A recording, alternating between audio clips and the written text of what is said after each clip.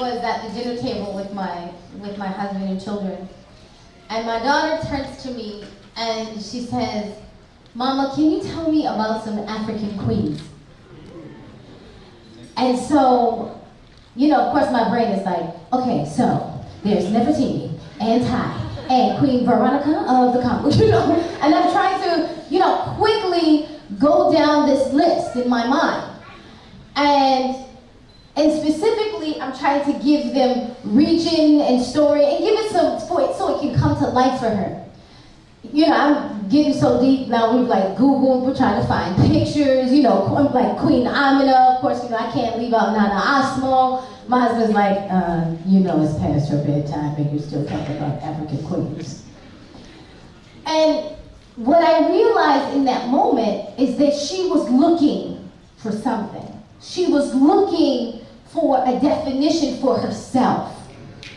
And so, fast forward 2 days later, I bring her to Junior Jummah. They have this program in the masjid that in the evening the kids pray, do their own little Jummah program. So it's time to pray, and I'm like, come on baby, let's go pray, let's, you know, get our stuff together. So she's, you know, trying to find her scarf, and she turns around as we're on the stairs, like 2 feet from the musalla. She turns around and she says, "Mama, how come the women have to wear a scarf?" And so immediately, I went back to that moment, and I said, because every queen has her crown. And the crown of the Muslim woman is her scarf. Now let's pray.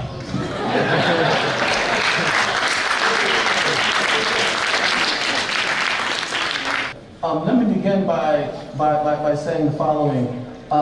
When I first got here yesterday, Brother Khalil met me, and he said something to me.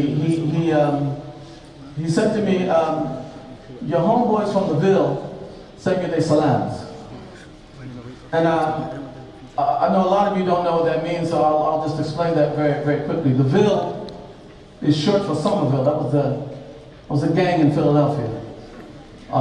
And that's the gang that I used to be from. I know that many of you are shocked to hear that, Dr. Jackson, that yes, that's where I came from.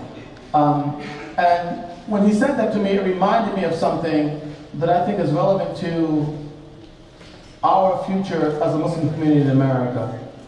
Way back, before I was a Muslim, there was a guy who had joined the Nation of Islam. And this guy was from the opposite gang. He's from a gang called Haines Street. And this was serious business. People died all the time.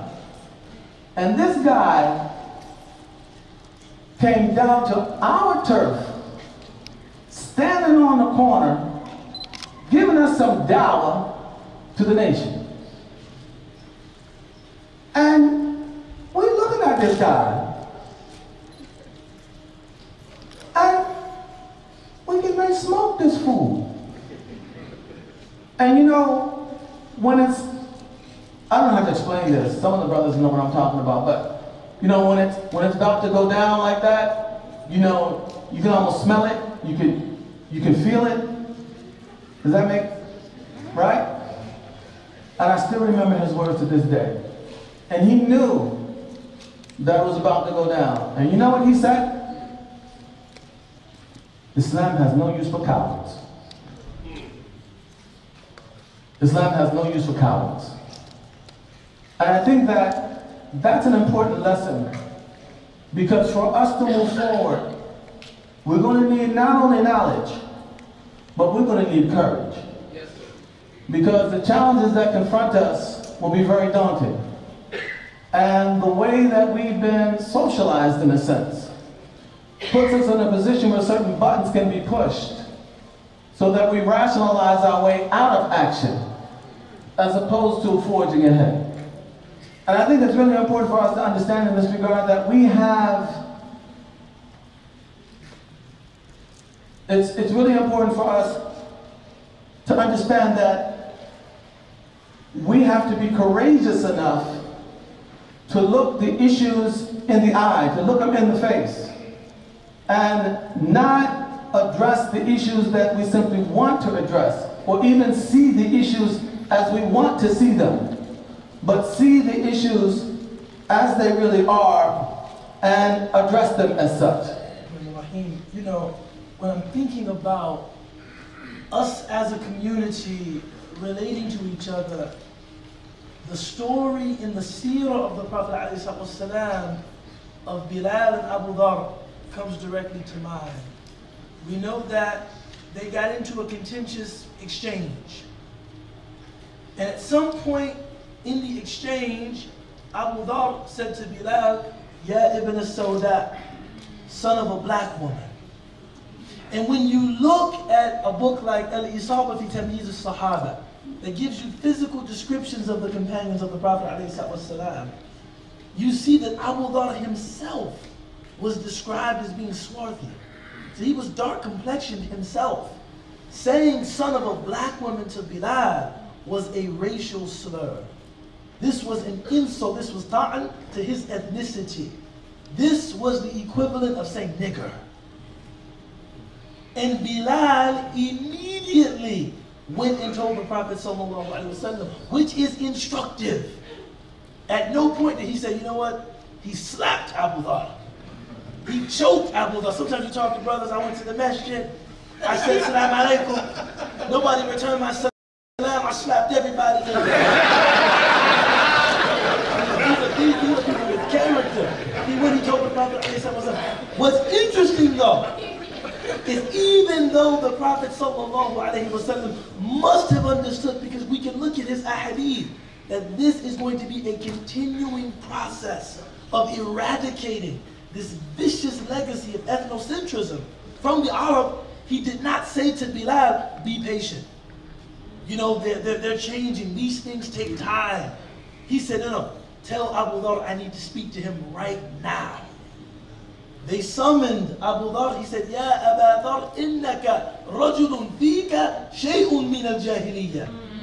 Truly you are a man that has some of that ignorance left in you. And Abu Dhar was so disheartened by what the Prophet ﷺ said to him. He went to Bilal and he sought his forgiveness. He said, I had no right to say to you what I said to you, and I beg of your forgiveness. And Bilal again exemplifying character. Don't worry about it, I forgive you. This is instructive for us. I forgive you. But there has to be an acknowledgement of wrongdoing. And pain has to be allowed to speak. You hurt my feelings, man. And then Abu Dhar, he was not convinced that Bilal had really forgiven him. He said, you know what? I can tell that you still have something. Bilal assured him, no, there's nothing. He said, no, I'm going to get on the ground.